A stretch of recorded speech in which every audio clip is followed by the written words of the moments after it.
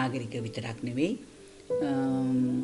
කැලෑබද ප්‍රදේශවලත් දුර පළාත්වලත් නිතරම අපේ සත්වයන්ට හුඟක් හිංසා විඳින්න සිද්ධ වෙනවා.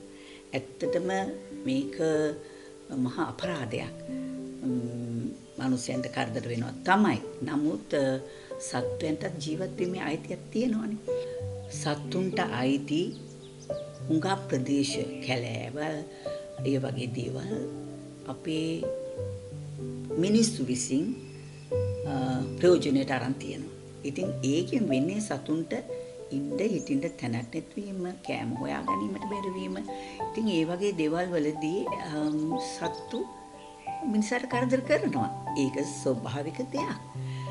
ඉතින් මං කියන්නේ කොහොමත් සත්තුන්ට හිරිහැර කිරීම, ඔවුන්ට අයිති දේ අපි උතුරා ගැනීම වගේ දේවල් කිසිසේත්ම සුදුසු නැහැ. මේ වගේ දේවල් වලට රජයෙන් පුළුවන් තරම් සහයෝගය දෙන්න ඕනේ සත්ව හිංසාව නැවැත්වීමට. අපි අපේ පණ රැක ගැනීමට හුඟක් කටයුතු යොදනවා. බේත් ගන්නවා, හැමදේම කරනවා. නමුත් අපි කෙනෙක්ගේ තව සතෙක්ගේ පණ නසන එක ඉතාම නරකම දෙයක්. ඒක ලොකු අපරාධයක්. අපි ජීවත් වෙන්න ඕනේ. ඒ වගේම සත්වෝ ජීවත් වෙන්න ඕනේ.